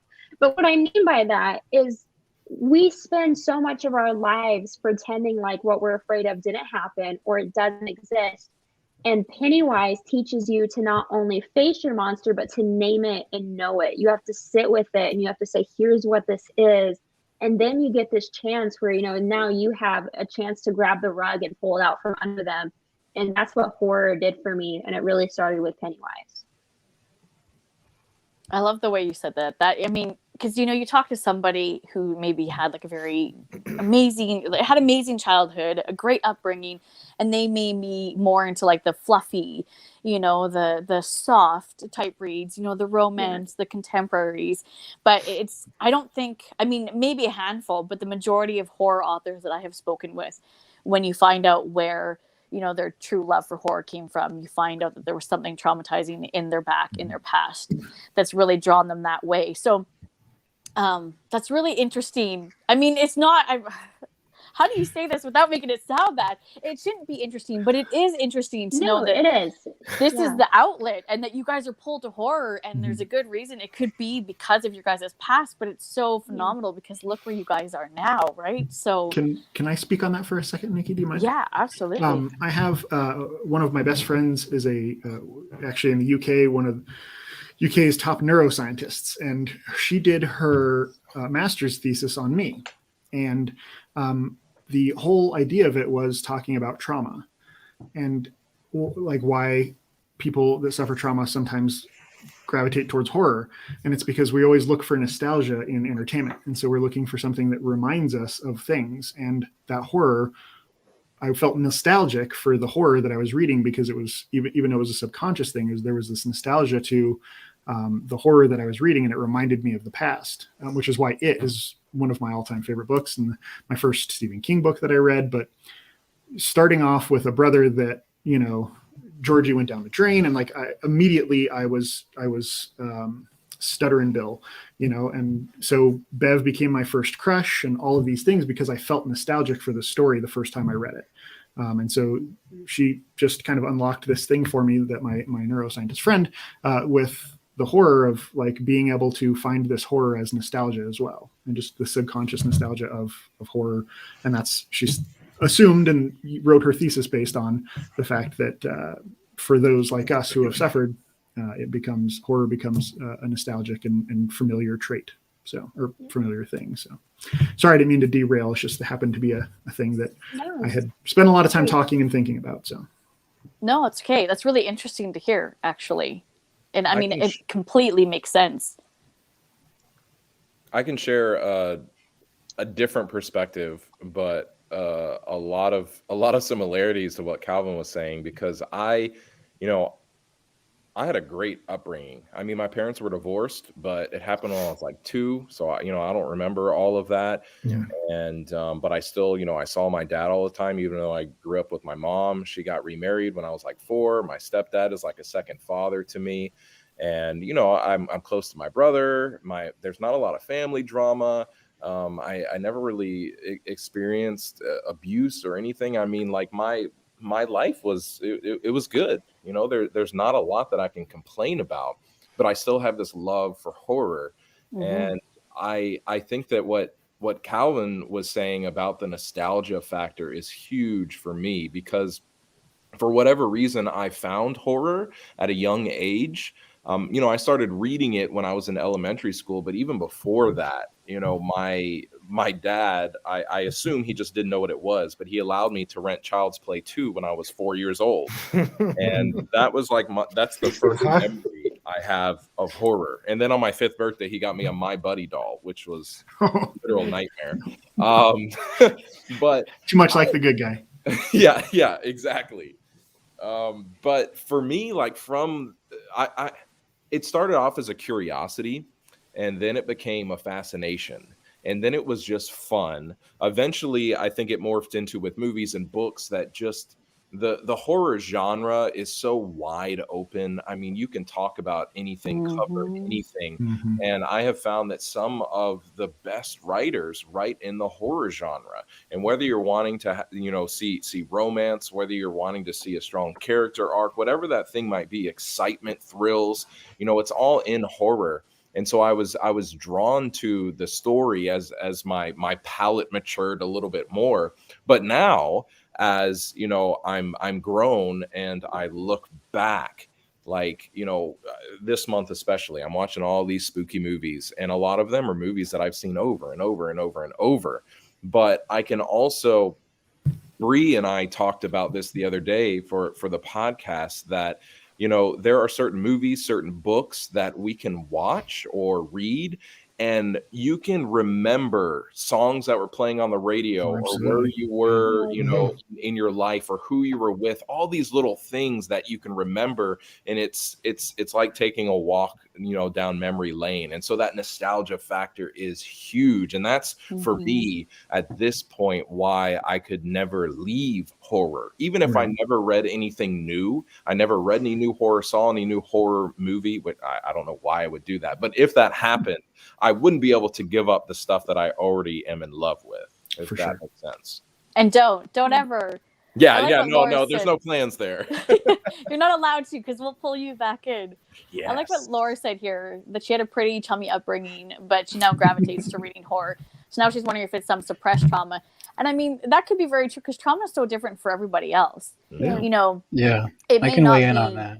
yeah, may not be abuse or, alcoholism or anything like that in the home, or losing somebody. It could be as simple as, I shouldn't say simple. That's the wrong word to use. Don't use that word when you're talking about, like losing Different a loved one, degrees, grandparents, different something. angles. Yeah. Right. So, I mean, we could all have a little something in us that's brewing, whether we know it or not, that pulls us in. But also, like you said, the nostalgia about it. Kids love being scared. We all go through a phase, and some of us don't leave that phase, and we still love getting scared. So maybe some of us it just holds on to. People Sorry, forget Michael, that horror is an emotion. Horror is an Yeah. emotion, and it's an extreme one. So yeah, that's what and they like feel Thomas said, there's so many subgenres within horror. There's everything you could possibly think of. There is some type of horror for everyone out there. If you say you don't read horror, I will not call You haven't myself found out the again, right because I one. do it like every show. Yeah, then you haven't found where you need to be sitting when it comes to horror, because there's something for everyone. Michael, you were chiming in there for a second, and I kind of talked over you. You were. That's okay. That happens a lot to me. That's fine. No, don't say that. I Not in feel this awful. house, Michael. Not in this house. Not allowed. Not allowed. No, I it's keep all right. looking at I'll you, just thinking, I'll he's just so wait quietly for my quiet. turn. No, the comment about suppressed trauma. Like Thomas said, my upbringing was relatively chill. Oh, we got some bells. Sorry. Awesome. Hey, Smolder. Andreas. Enjoy it. Thank you. Yay. Andres is wonderful. Always, sharing the live shows in here, supporting. Heidi too. Heidi's here like every time. Linda too. I know Linda's there. She's not talking, but I know she's in here. So thank you guys so much. Sorry. Back to you, Michael. It's all right. The comment about suppressed trauma. I grew up in a household with two sisters, both my parents. Everything was relatively normal, I guess, however you define that. But I didn't really express a lot of the things that I felt, but I still thought about how I felt. So, when it comes to writing my characters, it's not like I have experienced these traumas, but I've definitely thought about it and considered, the situations in my life, how that applies to my writing. But in Smolder, anger and suppressed anger in particular is a pretty big theme. And, I may not seem like it, but, I struggle with, properly and finding healthy ways to express anger. And that's something I see a counselor for, and I'm, it's hard, but, writing characters that struggle with that is a way for me to process some of the things that I'm struggling with. And, there's parts of me in Smolder that I didn't really know about myself until I wrote it into the book. And it's kind of scary putting yourself out there, but only those who really know me are going to know what parts of it, are parts of me. And I said as much in my podcast interview with Thomas, and you can check that episode out if you want to hear more on that. But Into the Gloom. Into the Gloom, yeah. I'm literally typing a comment, talking to somebody else, saying like, "Hey, check out Michael's episode, and you'll get more." It was a really good episode. Plug. Thank you.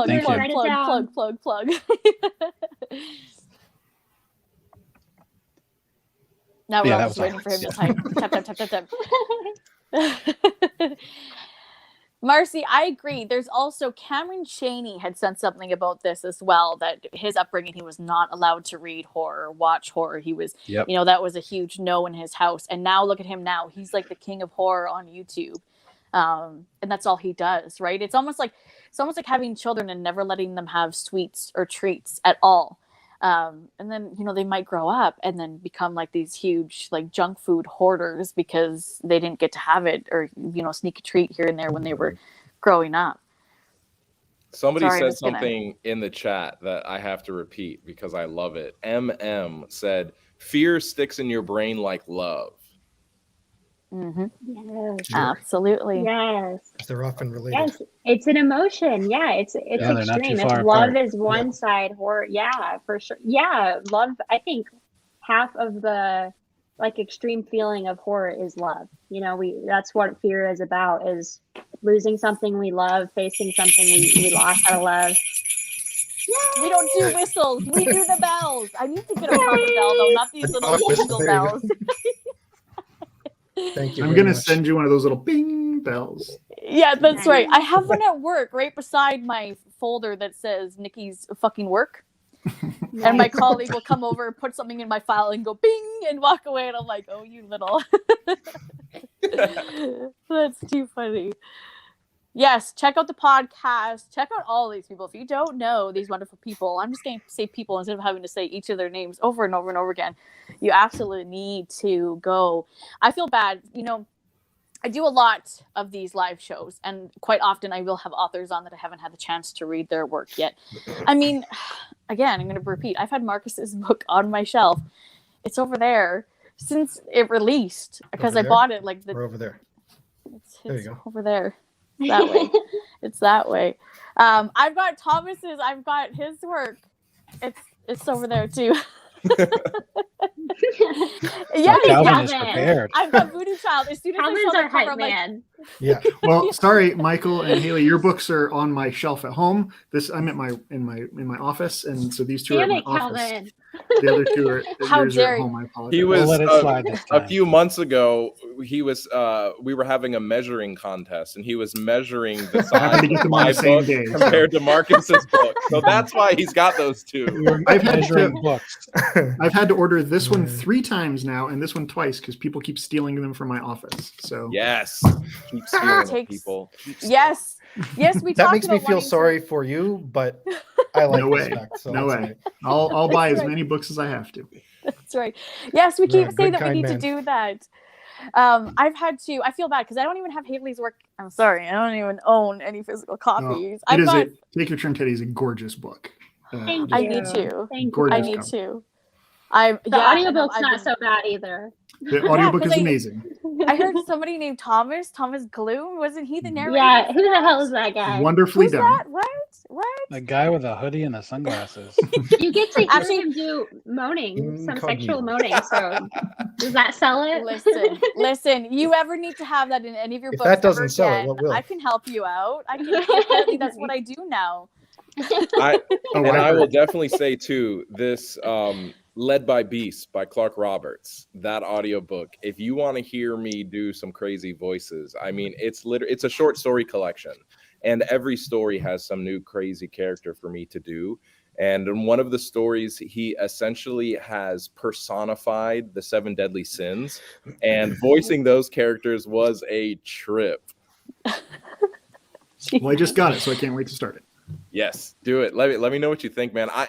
He's a fantastic writer. The way that the book is set up is he opens with sort of like an author's note talking about one of his favorite horror authors, and so in there he talks about Stephen King, Bentley Little. Now that I'm trying to think off the top of my head, I can't think of them, but there are a few other authors in there.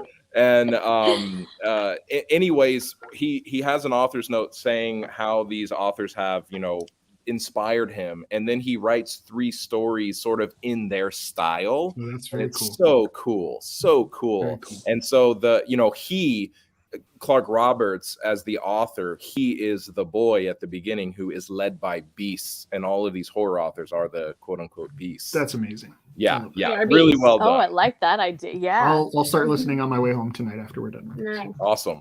Well, Listen, Thomas, if you narrate this, I expect there to be some moaning involved. Yes. Yes. Bro, I would love to narrate that. Just randomly throw in a here and there. Just do it. Just do it. Just to make sure everybody's paying attention. Anytime there's an ornamental break, like I'll If just they're not, want that'll that get in their there. attention. Yeah. That's how I'm Just gonna like write they- all my characters from now on. How much can I embarrass Thomas Gloom? Yeah, that's right. Just like they say public speakers, even though people think that they're just messing up by saying they say that saying in between, brings the attention back to what you're trying to say with the crowd, right? So you can just have a little here and there all the way through the audiobook and just be like, I'm just bringing the readers back. That's too funny. So many great Oh, ideas, tools for the toolbox over here. That's right. That's right. Get your pen out, and then you'll be looking at them later going, what were we talking about? What the hell is this? Forget it. It's not happening. Oh, man, that's too funny. So are you guys still good for time? Or is anyone like, Oh, yeah. no, I got to get going? Okay. Let's keep going. I'm good. So I liked all of your guys' answers when you were talking about where you get your ideas and how you were saying that, you just just things around you. So I'm assuming all of you guys are people watchers, Yes. sitting back and Only in a creepy way. I was gonna say that's where I'm bringing this We're back to all what creepy. Michael said, how he's quiet and he just kind of just reads the room and he just watches, and those are the people you have to be scared of, Michael. You know that, right? Just like blends into the Yeah. walls, just watching people. But I also admire these people a lot, Yeah. like a lot, to be able to sit in the room and just watch what's happening. We have somebody in the chat. I know she's in there. She's not commenting right now, but Linda from Linda's World of Books. She's one of my besties, and she's the same type of person. So she runs, I'm part of this group called Rambling Readers. Yeah, see, she's there. Told you. As soon as we started talking There about you go. quiet people, she has this thing that she hosts called Rambling Readers, and we read a different book each quarter, and then we come on to a live show and discuss it. It can be any book. It's not just horror focused, because there's 4 of us lovely ladies. 5 of us now, isn't there?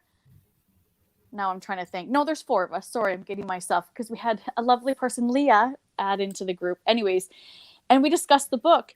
And even though she's the host, she's very quiet throughout the whole discussion, even when it's her time to talk. So we always joke about that she is the serial killer of our group. She's the Nice. quiet one, watching the jest. room. But I assure you that's true. I told her that if she is, listen, I've got to be the first to go. She doesn't have to travel that far. It's just a couple provinces over. So, I mean, as long If as she she's gets willing to caught, take... if she gets caught, I'll visit her in prison and write a book about it. Yeah, yeah, that's right. Exactly. You guys could be like best buds in jail. There you go. Jail That's the workings of the pals. crew. Yeah. A posse. That's too funny. No, I'm just kidding, Michael. I mean, I do admire people that can sit and just read the room and just soak everything in, and watch how people act. And you can see those nervous tics that happen, and the people that are really confident in the moment. And yeah, but are you a serial killer by any means? I can't say that on a recorded thing. Oh, We can talk shit. afterwards. Out him like that. Okay, all right. But no, sometimes I'll be like lost in my head. Often I'm lost in my head, but my wife will look at me and she'd be like, "Are you okay?" And I'll be like, "Yeah, I'm fine. I'm just, thinking about stuff." And she'll say, "Well, you've got your serial killer face on." Oh, I love that. He didn't realize that he's sitting over there like this at the dinner table. That Oh, only that would be happens like myself. once a month. Wait, that's how I look when I laugh. What are you trying to say, Thomas? That's what I look like when I laugh. Oh man, that's To answer too funny. Linda's I love question, that. she said, "What the hell does that mean?" It means the other ladies better watch out for you. That's what it means. Oh yeah. Oh, absolutely. Oh yeah. She terrifies me. That's why whenever we talk on the phone, I'm the one that talks the whole entire time because I'm scared that if it goes quiet for any means of time, she's just gonna sneak in there and be like that, like you Be know. alone with your thoughts. Yeah, that's right. That's right. That's too funny. Isn't I that love what we're all that. trying to avoid? Yeah. Thanks, Emily. Thanks for coming. Bye. That's too funny. Sorry, I'm just catching up on comments here. I don't think we've missed too much. Oh, I do have a question that's popped in. Oh, God. But I always say that it would be just fantastic if you guys were ever, you know, in a situation where you were a suspect in some type of criminal activity and they were to confiscate your computers. What would they Yeah. find in your guys' search Yeah. history and your search engine? And how much trouble would you be It in? wouldn't even be a Assuming from the trial. nods. I go straight, That's right. Incognito. straight to jail. Why do you think did I it. became a writer? So I had Yeah. I could I cover think all I that stuff. texted Do you him. have an cover. excuse? I texted my editor yesterday and I said, okay, I'm trying to figure out how I'm going to kill, and I'm going to blank the person's name for my future book. But I said, how am I going to kill this person? And he goes, maybe say, hey, I'm working on my book and you're my editor. How do we kill this person? He's like, the FBI are watching us. Yeah, I can imagine Haley's search history after Yeah. writing "Take Your Turn, Teddy," because there's Yeah. so much in there that would it's like, and I've told her this, but a lot of the writing, especially like once you get to part 2, it reminds me of Thomas Harris. Anybody that's a Thank Thomas you. Harris Jeez. fan. I say thank you, but he's like, God. It's so funny. People tell me all the time. I'm like, hi, and they're like, what do you write? And I'm like, oh, I write horror. And they're like, Horror. "What?" But you're so happy and cheerful, and yet you It's- write some of the most terrifying stuff out there. That's how we get that way. We purge all Yeah. that stuff and then Yeah. we can Exactly. Yeah. Yeah. put on this And then face. all that's left is Yeah, exactly. You mean it's not an act to draw people in and then, you know, just do your thing? Just Do our thing is, hey, read this. Yeah. that's right. That's right. I'm nice. I'm kind. What do you write? Oh, just horror. Sure, Yeah. you can come up to use Yeah. the bathroom. No, Yeah, but that's I right. think that Marcus makes a good point, because what I have experienced is within the horror community, like everybody is just so gosh darn nice. Yes. So nice. Just Yeah. so nice, so Not friendly, even nice. Gosh so darn nice. supportive. It's just really, it's amazing. It's astounding. And when a couple months ago, Mrs. Gloom and I went on a little vacation. We went out of town and we found this little speakeasy bar, and we went in there and the guy was asking about what we did or whatever. And my wife just blurted out like, "Oh, he's an author." And then he was like, "Oh, what do you write?" And I told him, I write horror. And his eyes got big and he was just like, "Whoa, I want to talk to you, man. I need to ask you some questions because like we've been talking and you don't seem very weird. And I know that horror authors are really weird and like, but that's the stereotype. That's the perception that people have. Yeah. And that I think that sometimes that can be paralyzing as an author. We've talked about that. When you're writing a certain character or writing a certain thing, you're wondering of like, are people going to think that like this is my perspective, that this is who I am? And like I'll say right now, anybody, when you read The Potted Plant, realize that the main character, it's written his first person point of view. Like he's not the hero. He's not the hero, even though he's in first person. He's not me. But But point. that I think that fear's there. Mm-hmm. That's kind of what I did And with he- Teddy. Yeah. Teddy's like, you love him, and then you're like, at what point can I not cheer for this little kid anymore? Mhm. Yeah. That was tough for me because I saw a lot of myself in Teddy. And so Yeah, when and that see- turn happens, I was just like, oh, this could have And been see, I'm me. so glad you said that, because that comes back to my biggest fear. Like, isn't that horrifying to like, Mhm. and that's why honestly, like, and I hope this doesn't offend anybody, but honestly, that's why I love researching serial killers, because that's freaking horrifying to like listen to Ted Bundy the 1 second somebody got him semi-vulnerable and he talked about kind of just like this loss of identity and not really connecting to his parents, you're like, well, shit, I felt that. And seriously, I paused my Elvira audiobook yesterday because the way Ted Bundy described not connecting to his parents reminds me of how Elvira described it. You have these completely like this incredibly genuine, amazing person and this monster, and they share this quality, and that's horrifying. Yeah. Sometimes You are who you choose to be. you can find a picture of a monster doing the dish just like you could Ted. There's an image of Ted Bundy just in the kitchen with his wife. Yeah. Mm-hmm. That's why I don't do dishes, because I want dishes that do themselves, like in Beauty and the Beast. That'd be all right. Nice, yes. Yeah, Dance around, sing you a song, like a full on. with animals. Yeah, okay. Can we make the song like metal though? Can like Metallica cover it? Be our guest. Be our guest. I would listen to that. This is Halloween. This is Halloween. Yeah. That's all I can Spend all of 5 seconds on the internet. I'm sure you will find that somewhere. That's amazing. Or we'll just do that. We'll do a mashup. Yeah. Why don't we just do it here, all of you guys, one after the other? Okay, all together now.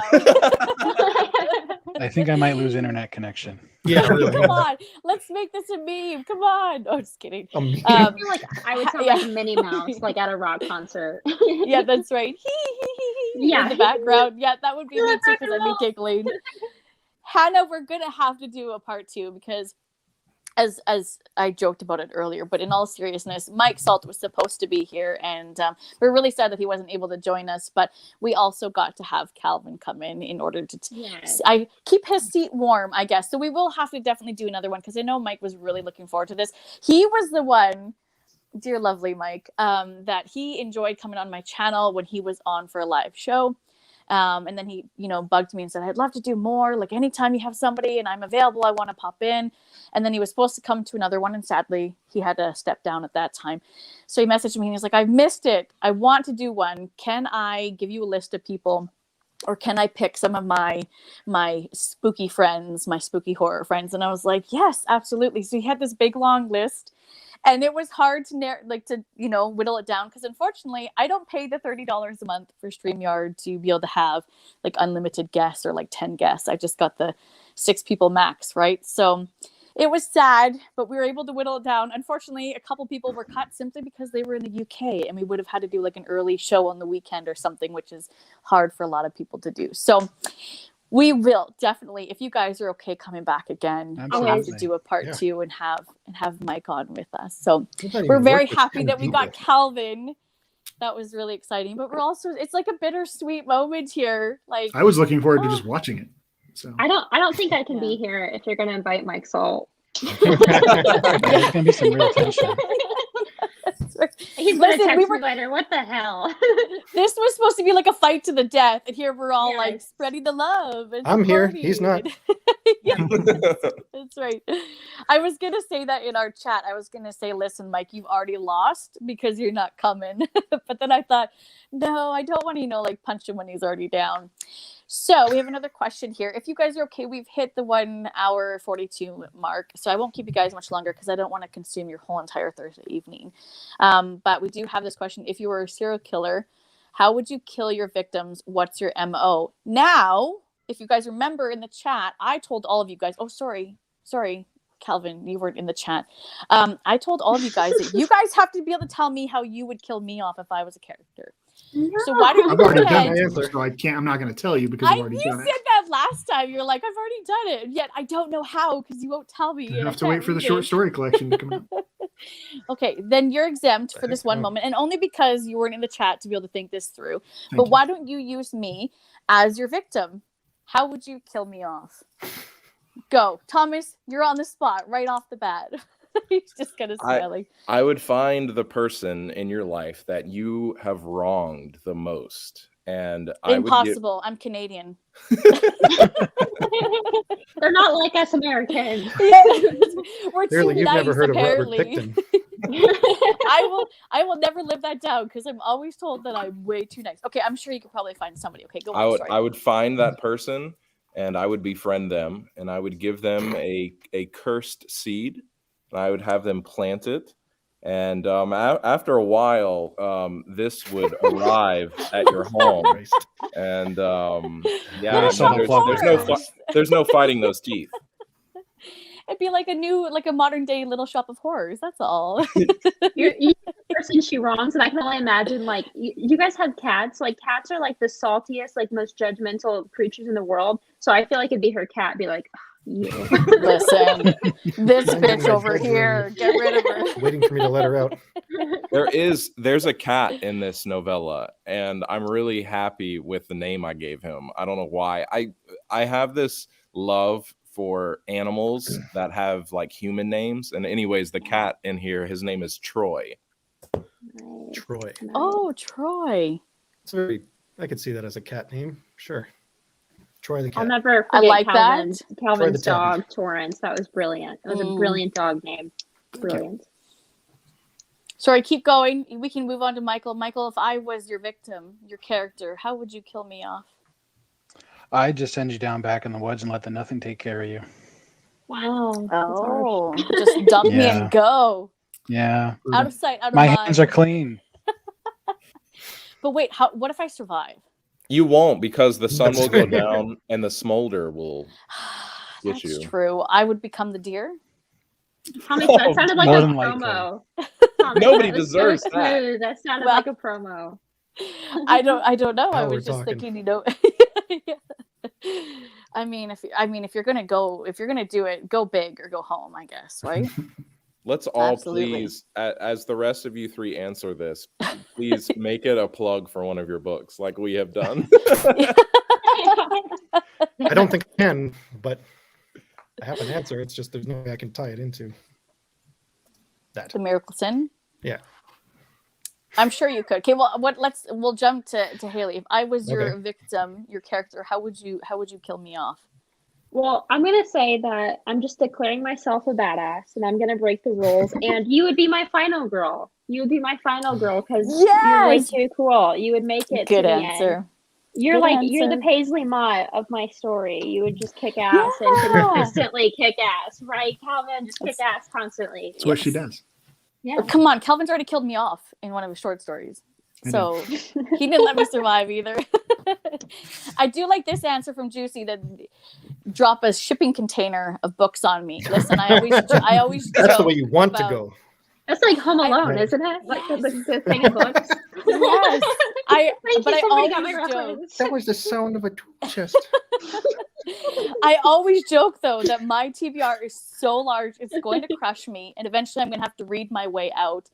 And this bookshelf behind me is so packed. One day, I swear, I'm going to be on a live show, and it's going to come tumbling forward. Yep. And because I was discussing in died another as she live lived. show that this room has carpet, and bookshelves aren't really built for rooms with Mhm. carpet anymore. Yeah. And if you've No. got like a fat, like border that sticks out, that doesn't help either. So this shelf behind me actually has a bit of a lean because I can't push it all the way back to properly bolt it to the wall. So if it was to come down, it would come down hard. I mean, what a great way to go, though. I mean, right? Yeah. Exactly. It would be a dream. And one day, maybe it will happen while I'm on one of these live shows. That will be it. I'll be talking away with you guys, and then something's going to happen, and it's just going to crush me. So, okay, Marcus, you're on. You ready? Ready. Getting You're all scuba serious diving. here now. Okay. Okay. Did you think this I one get one through? of those. Oh yeah. Okay. All right. Then scuba you diving. did your you did your homework. Okay. One of those hydro rescue planes comes along to scoop up water for a forest fire happening nearby. You with me? Okay. So it scoops you up in the water, flies to the forest fire, and drops you into it.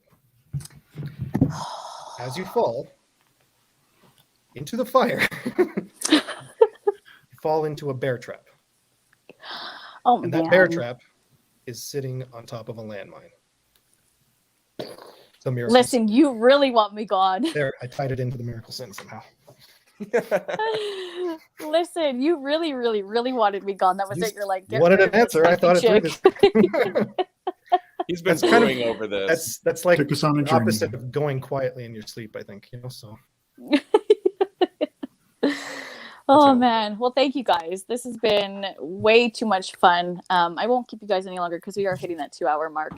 And I usually try my best to keep it within that hour. But when you have so many fantastic people on at once, it's really hard. And you want to give everyone the chance to be able to say their piece or answer their part of the question, right? But we also get off on like tangents and ramble and conversations. But you guys are fantastic. I can't thank you guys enough for coming on. You were welcome anytime.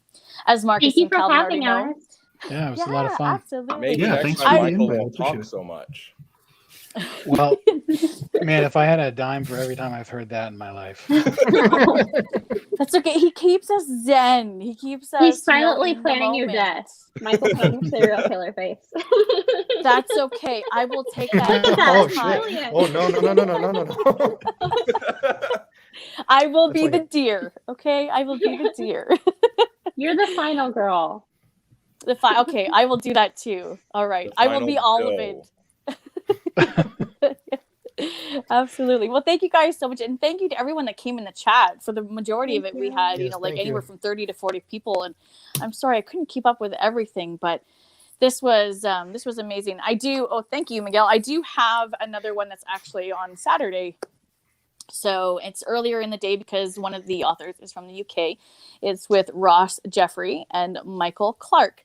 So I'm really excited for that one. But we do these regularly. If you are wanting to keep up with live shows that I have, I do announce them on my Twitter, usually on my TikTok, sometimes not because I'm awful with TikTok. And then Bookstagram. Instagram, if you ever want to see any of my announcements, 100% Instagram is the place to go to find it. Because that's where I It's am. the place to be. It is. It's the place to be. Well, it's so easy to post things on there. You know, you got your stories, you got your reels, and you've got your regular posts. So, I mean, it just makes it easy. But thank you guys again so much. Typical Canadian. Thank you. Is that Thank our you. identifier? We thank people Thank you. all the time. Absolutely. Apologizing. Go and check all these fantastic people out. Go read their work. I have to read Thomas. I have to read Marcus and Haley. Eventually. Yeah. Sometime soon. I feel bad because I want to say right now, but that list, I'm telling you, that list, Yeah. it's just, that's it.